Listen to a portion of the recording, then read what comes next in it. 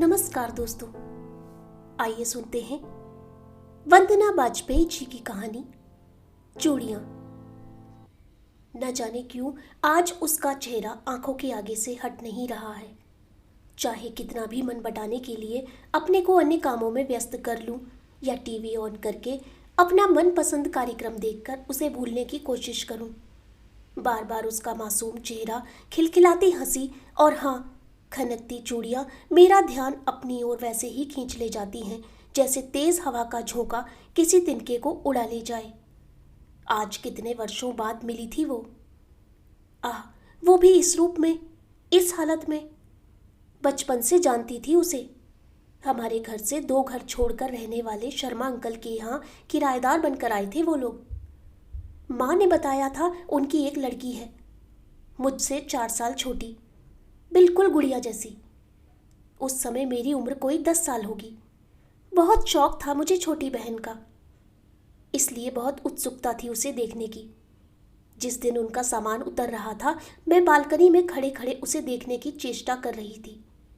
सब सामान उतरने के बाद उतरी थी वो नन्ही परी, अपनी माँ की उंगली थामकर, जैसे मक्खन से बनी हुई हो, छूते ही पिघल जाएगी। ओह, मैंने नज़र फेर ली, कहीं मेरी ही नजर न लग जाए। तभी उसकी माँ का स्वर सुनाई पड़ा, रिया, उधर बैठ जाओ बेटा। और वो चुपचाप निर्दिष्ट जगह पर बैठ गई। यह था रिया से मेरा पहला परिचय। उसके बाद जैसे जैसे उसे जाना, वो उतनी ही प्यारी, उतनी ही कोमल, उतनी ही मासूम लगी। उसके मुंह में तो जैसे जुबान ही नहीं थी। बेहद शांत, न रोती न चिल्लाती, बल्कि कोई और चिल्ला रहा हो तो माँ की गोद में छिप जाती। और सबसे खास थी उसकी हल्की सी मुस्कुराहट। जरा से होंठ टेढ़े करके जब वो मुस्कुराती, सच्ची बिल्कुल मधुबाला जैसी लगती। हम बच्चे अक्सर उसे छेड़ते, रिया मुस्कुराना एक बार, बस एक बार प्लीज। और रिया मुस्कुरा देती। फिर हम सब ताली बजाते, वाह रिया वाह। हाँ, एक और बात खास थी। बचपन में बच्चे तरह तरह के खिलौनों के लिए मचलते हैं, पर रिया सबसे अलग थी। उसे भाती थी तो बस रंग बिरंगी चूड़ियाँ, लाल पीली नीली हरी कांच की चूड़ियाँ खन खन करती हुई। उसकी गोरी कलाई में लगती भी बहुत अच्छी थी। कांच की चूड़ियों की खन खन के स्वर उसे इतने अच्छे लगते थे जैसे किसी ने सितार के 7 तार छेड़ दिए हों। ज़रूरत बेज़रूरत हाथ हिला हिलाकर चूड़ियाँ खनखनाती ही रहती। कहती, दीदी सुन रही हो ना ये खनखन, इसमें मेरी जान बसती है, जैसे नंदन वन वाले राक्षस की जान उसके तोते में बसती है। अगर यह खनखन रुक जाए ना, तो जैसे सारी सृष्टि ही रुक जाएगी। मैं उसकी मासूमियत पर मुस्कुराकर उसका सर हिलाते हुए कहती, अच्छा खन्नो देवी। वह जब भी बाजार जाती चूड़ी का डिब्बा जरूर लाती। और तो और पड़ोसी और रिश्तेदार भी उसके चूड़ी प्रेम के बारे में जानते थे, इसलिए जन्मदिन पर उसे ढेरों चूड़ी के डिब्बे मिलते थे। उनको देखकर रिया ऐसे ठिलाती जैसे कोई खजाना मिल गया हो। पर उसके स्वभाव में एक विचित्रता थी। बेवजह भयभीत सी रहती थी वो कि उसकी एक भी चूड़ी टूटनी नहीं चाहिए, इसलिए दौड़ भाग वाले खेलों से दूर ही रहती थी। अगर गलती से किसी से भी उसकी चूड़ी टूट जाए तो एकदम चुप होकर खुद को अपने में ऐसे समेट लेती थी जैसे कछुआ अपने खोल में बंद हो जाता है। मुंह से कुछ नहीं कहती, पर कुछ दिन तक बड़ा विचित्र रहता था उसका व्यवहार। फिर सब ठीक हो जाता और वह लौट आती अपनी भोली मुस्कान के साथ। रिया बड़ी हुई, रूप चंद्रमा की तरह खिल गया, पर चूड़ी प्रेम अब भी यथावत था। कॉलेज में उसकी चूड़ियों के किस्से आम थे। अक्सर लड़कों के बीच चर्चा होती कि वो कौन भाग्यशाली होगा जो इन चूड़ी वाले हाथों को थामेगा। उसी समय रिया के पिता का तबादला दूसरे शहर में हो गया। रिया अपने परिवार के साथ चली गई। मुझे याद है, उदासी में मैंने 2 दिन तक खाना नहीं खाया। धीरे धीरे उसके बिना जीने की आदत हो गई। फिर मेरी शादी हुई। मैं विदेश में अपने घर में रच बस गई, पर हमारे बीच पत्र व्यवहार चलता रहा। पत्रों से ही रिया की शादी की सूचना मिली थी। फोटो भी तो भेजे थे उसने। सुशांत और रिया की जोड़ी कितनी अच्छी लग रही थी। कोई किसी से 19 नहीं, जैसे ईश्वर ने एक दूजे के लिए ही बनाया हो। मैं तो देखती ही रह गई थी। मेरी तंद्रा टूटी थी पति के हंसने के स्वर से। हाँ हाँ हाँ, देखो तो साली साहिबा की चूड़ियाँ, पूरी कोहनी तक एक भी रंग नहीं छोड़ा। तब मेरा भी ध्यान गया। अरे हाँ, पूरी कोहनी तक भरी चूड़ियाँ, हरे रंग की। मुस्कुरा उठी थी मैं। अगले ही पल आंखों में आंसू भर हाथ जोड़कर मन ही मन बुदबुदाई, हे ईश्वर, रिया और उसकी चूड़ियाँ हमेशा यूं ही खनकती रहे। शादी हुई, रिया ससुराल पहुंच गई। पति के घर में भी उसके चूड़ी प्रेम की चर्चा होने लगी। पति उससे बहुत प्रेम करते थे, 2 हंसों का जोड़ा था उनका। फिर कैसे ना जानते उसके दिल की बात। उसे तरह तरह की चूड़ियाँ ला कर देते, लाल, पीली, हरी, नीली, लाख की, कटावदार, फ्रेंच डिज़ाइन, मोती जड़ी, कामदार, कभी कभी स्पेशल ऑर्डर देकर मंगाते। चूड़ी से उसके दोनों हाथ भर जाते। देवरानी जेठानी सब छेड़ती, लो एक और तुलसीदास। जब यह बात उसने मुझे पत्र में लिखी थी तो मुझे दूर से ही सही, पर उसकी शर्माई आंखों और लजाते होंठ जैसे साफ साफ दिख रहे थे। रिया माँ बनी, इतना तक तो मुझे पता चला, पर उसके बाद अचानक उसका चिट्ठी आना बंद हो गया। मैंने बहुत चिट्ठियाँ लिखी, पर उधर से कोई जवाब नहीं आया। वो मेरे मायके के शहर में नहीं थी, उसकी शादी कहीं अन्यत्र हो चुकी थी। अब उसका हाल जानने का मेरे पास कोई जरिया नहीं था। मैं केवल उसके पत्र की प्रतीक्षा कर सकती थी, और वो मैं करती रही। दिनों, महीनों, सालों, पर पत्र नहीं आया तो नहीं आया। कितनी खुश थी मैं जब पति ने मेरे सामने 3 एयर टिकट रख दिए थे। चलिए मैडम, इंडिया चलना है, अगले इतवार, पूरे 2 महीनों के लिए।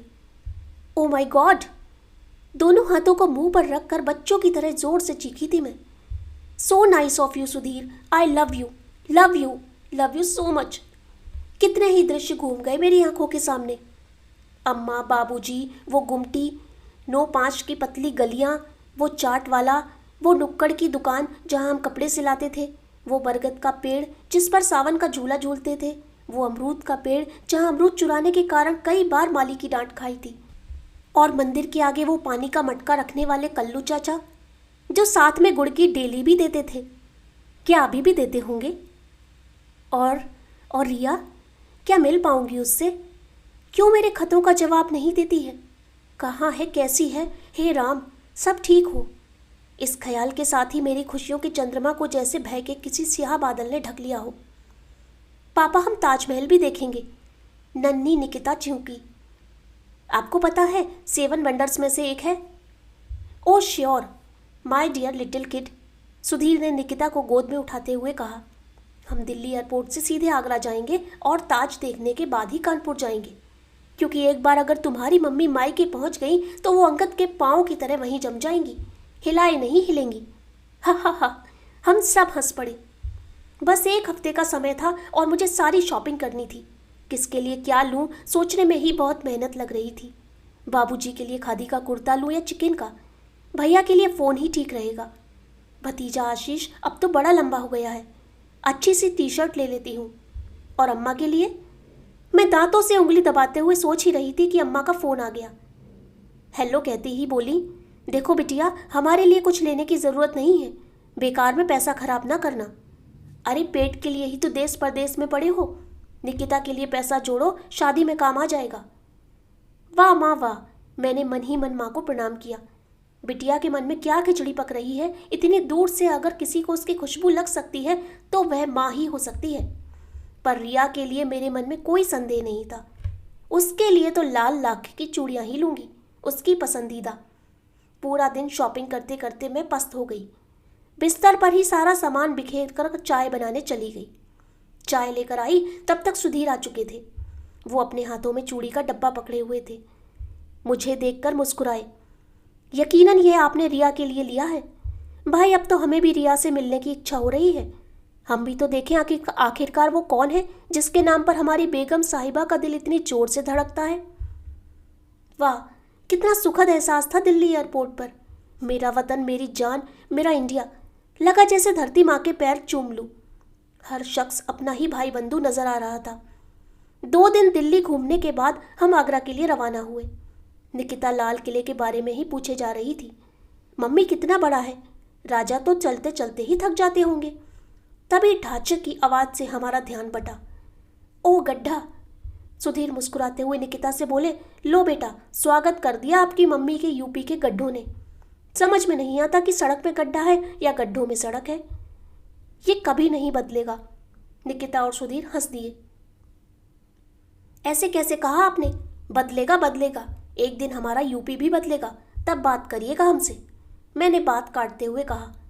भला कोई महिला अपने पति के मुंह से अपने प्रदेश की बुराई सुन भी सकती है?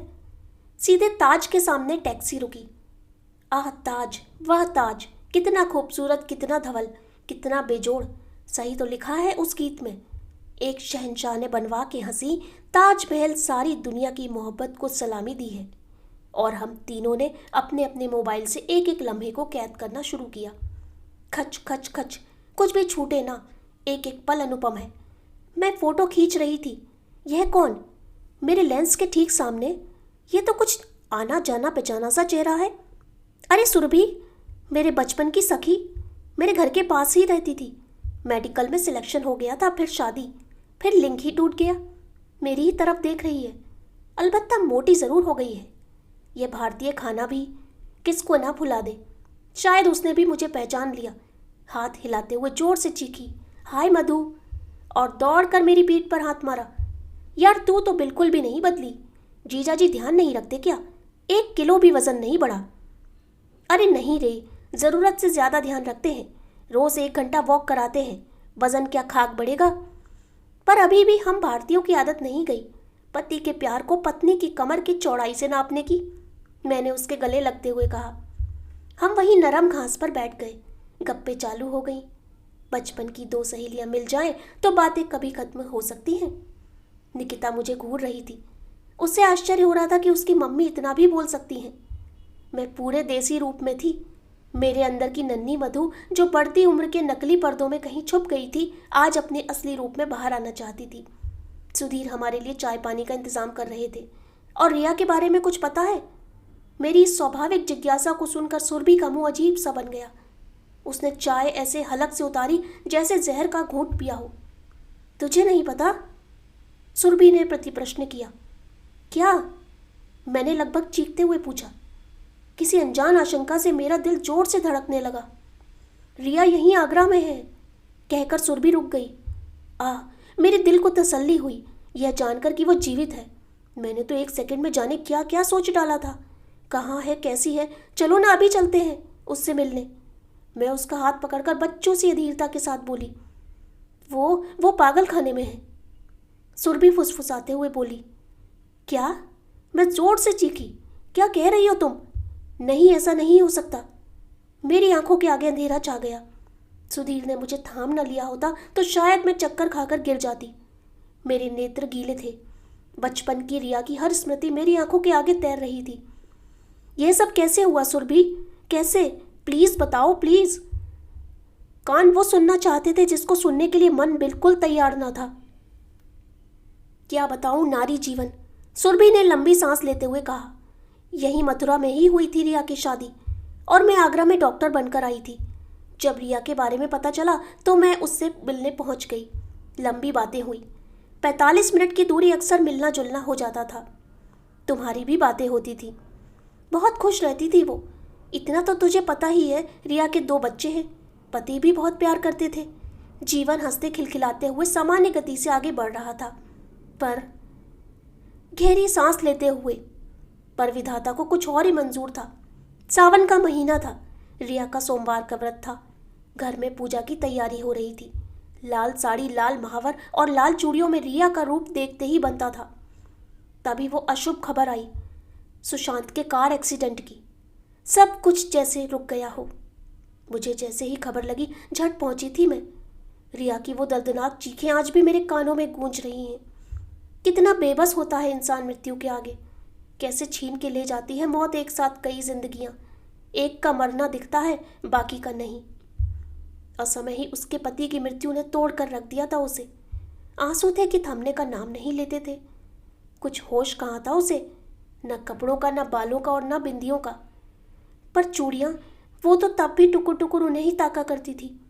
कभी धीरे से सहलाती, कभी आंसुओं से भिगोती। शोक, शोक, महाशोक। गमी के 13 दिन कछुए की रफ्तार से तड़पाते तड़पाते आगे बढ़ने लगे। फिर आया नौबार का दिन, जब उसकी चूड़ियाँ तोड़ी जानी थीं। घर में औरतों की भीड़ थी। सबकी आंखें नम थीं। कुछ को जाने वाले का गम था, कुछ इतना भयभीत हो रही थी कि विधाता उन्हें ये दिन न देखना पड़े कि उनकी चूड़ियां तोड़ी जाएं। और कुछ, उनकी आंखों में मगरमच्छ के आंसू थे। वह यह देखने आई थी कि रूप की महारानी रिया चूड़ियां टूटने के बाद दिखती कैसी है। रिया का आखिरी बार श्रृंगार किया जा रहा था।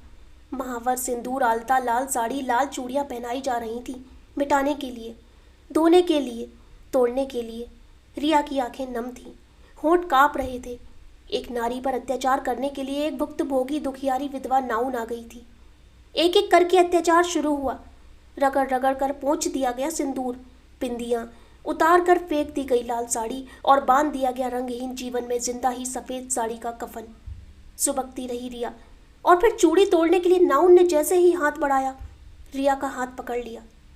एक अजीब सी सिहरन रिया के सर से पैर तक दौड़ गई। जीवन भर चुप रहने वाली रिया में न जाने कहाँ से इतनी शक्ति आ गई और उसने झटके से अपना हाथ अलग कर लिया। चिल्लाकर बोली, नहीं तुड़वानी मुझको चूड़ी, नहीं नहीं नहीं। क्या सिर्फ किसी स्त्री के अपने पति के प्रति प्रेम का पैमाना है ये चूड़ियाँ, जिसमें तोले जाते हैं सिर्फ सुहागन रहने के वर्ष, उस रिश्ते के लिए जिसे जन्म जन्मांतर का कहता है समाज? नहीं, ये स्त्री के स्त्रीत्व का प्रतीक है। ये कांच उसके मन की कोमल भावना का प्रतीक है। ये खन खन स्त्री की विभिन्न रिश्तों को एक सुर में एक साथ बांधने का प्रतीक है। इसका गोल आकार समस्त सृष्टि को एक स्त्री की कलाई की धुरी पर संभाले रखने का प्रतीक है। क्यों तोड़ते हो इन्हें? क्या इसलिए कि एक स्त्री को हर पल होता रही है एहसास कि एक कमी है उसके जीवन में, और तिल तिल कर जलती रहे अपनी सोनी कलाई की चिता में, और उसमें झुलसते रहे निरपराध बच्चे, जो जब जब अपनी माँ की सूनी कलाई देखें तो हर निवाले के साथ उन्हें एहसास हो अपने अनाथ होने का। एक दुखी लाचार निर्दोष को यह दंड किस लिए? क्या इसलिए कि एक स्त्री का शोषण करने में कोई कसर नहीं रखना चाहता यह समाज? यह डरता है एक स्त्री के सौंदर्य से कि कोई पुरुष इस पति विहीन स्त्री के प्रति आसक्त ना हो जाए। पुरुष के अपराधों के लिए कब तक एक स्त्री सजा पाती रहेगी? आखिर कब तक? पता नहीं क्या क्या बोलती जा रही थी बदहवासी की हालत में। फिर रिया अपनी चूड़ियां खनखनाती हुई अंदर चली गई। भीड़ में सुगबुगाहट होने लगी। क्या औरत है! छी! पति को गए 4 दिन भी नहीं हुए और चूड़ी के प्रति इतनी आसक्ति! अरे किसके लिए सजना है, किसे रिझाना है? ऐसी औरतें औरतें नहीं, कुतिया होती हैं, जो पराई थाली में मुंह मारना चाहती हैं। क्या समझा था इसे? यह तो कुल्टा निकली कुल्टा। हे भगवान, नरक में भी जगह नहीं मिलेगी। क्या जमाना आ गया है! रिया की सास की त्योरियां चढ़ गईं। जो मेरे बेटे की ना हो सकी वो इस परिवार की क्या होगी? सारे समाज में नाक कटा दी। कुछ भी नाटक करे, चूड़ी तो तुड़ानी ही पड़ेंगी। रिया की माँ ने उसकी सास के हाथ जोड़ लिए। अभी छोड़ दे, मानसिक स्थिति ठीक नहीं है, धीरे धीरे खुद उतार देगी सब चूड़ियाँ। पर ऐसे तोड़ो नहीं, अभी घाव ताज़ा है, नहीं सह पाई शायद। उसकी मनस्थिति समझ लो, आप तो बड़ी हैं। कहते कहते वो फफक उठी। मैंने भी बेटा खोया है, पर यह तो हर विधवा औरत के साथ किया जाने वाला रिवाज है। यही कोई अनोखी है क्या? नहीं, अपने परिवार मान्यताओं पर उसकी मनस्थिति समझने के नाम पर मैं कीचड़ नहीं उछलने दूंगी। क्या सोच रहा होगा मेरा बेटा ऊपर से? कहते हुए रिया की सास रो पड़ी। रिया के कमरे में परिवार के पुरुष गए। किसी ने हाथ पकड़े, किसी ने पैर, मुंह में कपड़ा ठूस दिया गया। नाउन ने चट चट चट करते हुए सब चूड़ियां तोड़ दी। उसे अधमरी सी हालत में छोड़कर सब चले गए। उसके मन के संभलने की, मनस्थिति को समझने की किसी ने जरूरत महसूस नहीं की। और क्यों करे? मन कहाँ होता है औरत के पास जिसे कोई समझे, थोड़ा स्नेह दे, थोड़ी मोहलत दे। बस 2 ही रूप जानता है समाज, देह या कठपुतली जिसे नाचना है, परंपराओं के आगे बिना सोचे, बिना रुके, बिना थके। सब संतुष्ट थे कि चलो 9 बार के दिन चूड़ी तोड़ने का रिवाज तो पूरा हुआ, नहीं तो पता नहीं क्या अपशकुन हो जाता। पर उसके बाद किसे शांति मिली, किसे नहीं, पता नहीं। पर रिया वो पत्थर की हो गई। सूनी पथराई आंखें, ना फिर कभी रोई, ना हंसी, ना हिली, ना डुली, गहन गंभीर। 2-4 दिन तक तो किसी का ध्यान नहीं गया। फिर लगने लगा कि कहीं कुछ तो गड़बड़ है। डॉक्टर को दिखाया तो पता चला नर्वस ब्रेकडाउन है। ऐसे मरीज के लिए जिस प्रकार के वातावरण की ज़रूरत होती है उसे रिया के ससुराल वाले कहाँ दे सकते थे, बल्कि पागल पागल कहकर पीछा छुड़ाने के लिए मायके पटक आए। माँ से भी कहाँ संभली। आस पड़ोस वाले आकर पता नहीं क्या क्या कहकर चले जाते। बच्चों की भलाई के लिए माता पिता ने उसे आगरा पागल खाने भिजवा दिया। कहते कहते सुरभि रो पड़ी। मैं संज्ञा शून्य सी सब सुन रही थी, या शायद एक हिस्सा सुनने के बाद मैंने कुछ सुना ही नहीं। या सुनना ही नहीं चाहा, या समझा नहीं, या समझते हुए भी समझना नहीं चाहा। पर जब मैं वापस अपने होश में लौटी तो मैं सुधीर के सीने से लगी हुई थी।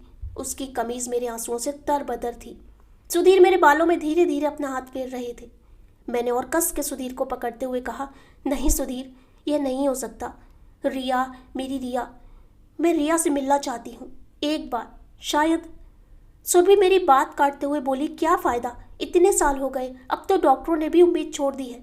मैंने सुधीर को हिलाते हुए कहा, मुझे जाना है सुधीर, मुझे जाना है सुधीर, मुझे रिया से मिलने जाना है। सुधीर ने हाँ में सिर हिलाया। मैं सुरभि के साथ आगरा पागल खाने की तरफ चल पड़ी। सुधीर निकिता को ले होटल चले गए। मासूम बच्चे को जीवन की विडंबनाओं से दूर रखने में ही हमने भलाई समझी। ऑटो तेजी से चल पड़ा और उससे भी ज़्यादा तेजी से चल पड़े मेरे विचार। कैसे देखूंगी उसे? क्या मैं सह पाऊंगी? क्या वो मुझे पहचान पाएगी? लीजिए मैडम, आ गया पागल खाना, 70 रुपये बनते हैं। मैं 100 का नोट ऑटो वाले को देकर कीप द चेंज कहकर आगे बढ़ गई। सुरभि की वजह से हमें अंदर जाने की परमिशन मिल गई। बड़ा ही विचित्र दृश्य था अंदर का। यह थी पागलों की दुनिया। इस दुनिया के अंदर एक अलग दुनिया, जीवित रहते हुए निर्जीव, समाज में रहते हुए भी बहिष्कृत, लगातार बोलते हुए भी शब्दों के एहसासों से परे। हर किसी का अपना दर्द, अपनी घुटन, अपनी कहानी, अधूरी कहानी जो आगे बढ़ नहीं पाई और कैद हो गई जिंदगी एक अधूरी कहानी में। मुझे दिख रही थी ढेर सारी औरतें, बेतरतीब बाल, बेतरतीब वस्त्र, बेतरतीब जीवन। कुछ के फटे कपड़े देख मैंने टोका, ऐसा क्यों? परिचारिका ने बताया, मैडम जी, फंड्स की कमी है, पागल खानों को कोई दान भी नहीं देता, कहाँ से लाए नए कपड़े? एक औरत हंस रही थी, बेतहाशा, वीभत्स अट्टहास, जैसे कहना चाहती हो, आओ समाज के ठेकेदारों आओ। बहुत चुभती थी ना मेरी हंसी। लड़की हंस नहीं सकती, दांत ना दिखें, महाभारत हो जाएगी। अब रोको मेरी हंसी। मेरी आंखों में आंसू आ गए। हाँ, शायद यही वो अवस्था है जहाँ लड़की खुलकर हंस सकती है। कुछ औरतें रो रही थीं। क्या बेवजह? नहीं नहीं, वे डुबाना चाहती थी पूरी सृष्टि को इतना, इस कदर कि अब की मनु भी ना बचे। एक औरत मेरे पास आई, मैडम जी, मुझे यहाँ से निकालो, मैं पागल नहीं हूँ। मेरे पति को दहेज के कारण दूसरे शादी करनी थी, इसी कारण यह प्रपंच रचा है। मायके वाले मेरा खर्च नहीं उठाना चाहते थे, बस यहाँ लाकर पटक दी गई। मैं सब पढ़ लेती हूँ, सब हिंदी अंग्रेजी सब कहकर उसने अंग्रेजी में बोलना शुरू किया। यह रेखा, निधि, सीमा भी पागल नहीं है, बस पागल करार दी गई हैं। मैं सोच रही थी, हाँ शायद यह पागल नहीं है, पर वाह रे विधाता, पति और पिता द्वारा ठुकराई गई नारी के लिए बस 2 ही दरवाजे खुलते हैं, एक वह जहाँ तन कैद हो जाता है, एक वह जहाँ मन कैद हो जाता है। तभी परिचारिका उसे मेरे पास से खींच कर ले गई, पर वो चीखती जा रही थी, मैडम जी, मुझे यहाँ से बाहर निकालो, मैडम जी, मैडम जी। मेरी हर धड़कन में उसकी चीख नश्तर की तरह चुभ रही थी। फिर भी मैं उसे अनसुना करने का प्रयास करते हुए आगे बढ़ रही थी। मेरी नजरें चारों ओर रिया को खोज रही थी।